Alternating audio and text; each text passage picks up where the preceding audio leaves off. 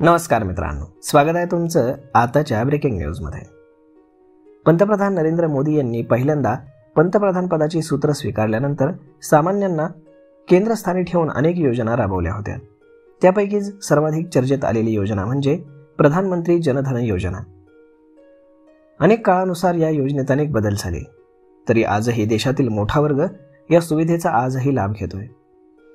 जनधन योजनेअंतर्गत उघडण्यात येणारे basic saving bank deposit account हे सर्वाधिक लोकप्रिय ठरते। या खात्यावरती किमान शिल्लक ठेवण्याची कुठलीही सक्ती नाही। खातेधारकांना महिन्यात 4 वेळा मोफत व्यवहार करण्याची परवानगी आहे। या बँक शाखा, ATM किंवा नियुक्त केलेल्या बँकिंग सेवा प्रतिनिधी म्हणजेच बँक मित्र यांच्या माध्यमातून त्यांना ते व्यवहार करण्याची परवानगी उपलब्ध होते। या खात्याचं सर्वात मोठं आकर्षण म्हणजे शून्य शिल्लक असतानाही मिळणारी 10,000 रुपयांपर्यंतची ओव्हरड्राफ्ट सुविधा। गरज भासल्यास खात्यात पैसे नसतानाही ही रक्कम तुम्हाला काढता येते। यासोबतच दिले जाणारे रुपे डेबिट कार्ड यासोबत 2 लाख रुपयांपर्यंतचा अपघाती विमा देखील तुम्हाला पुरवला जातो। देशातील दुर्गम गावांमध्ये बँकिंग सेवा पोहोचवण्यासाठी बँका बँक मित्र किंवा बिझनेस करस्पॉन्डंट्सची नेमणूक करतात।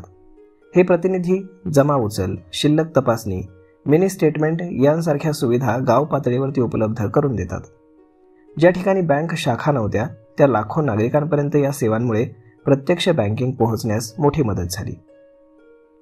जनधन खातं उघडल्याने लाभार्थी आपोआपच अनेक महत्त्वाच्या सरकारी योजनांसाठी पात्र ठरले। यामध्ये DBT म्हणजेच प्रत्यक्ष लाभ हस्तांतरण, प्रधानमंत्री जीवन ज्योती विमा योजना, प्रधानमंत्री सुरक्षा विमा योजना आणि अटल पेन्शन योजना आणि मुद्रा कर्ज योजना आदींचा समावेश आहे। तर मग मित्रांनो, अशा पद्धतीनं ओव्हरड्राफ्टच्या माध्यमातून जरी तुमच्या ज्या काही बँक खातं आहे त्यामध्ये जर शिल्लक नसेल तर तुम्ही 10,000 रुपये काढू शकता।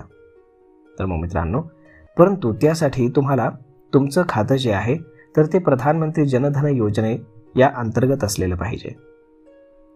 तर मग मित्रांनो, हा व्हिडिओ, ही माहिती तुम्हाला कशी वाटली हे तुम्ही आम्हाला कमेंट करून नक्कीच सांगा। आणि जर आवडली असेल तर आपल्या जवळच्या मित्रमंडळींसोबत देखील हा व्हिडिओ तुम्ही शेअर करायला विसरू नका। धन्यवाद।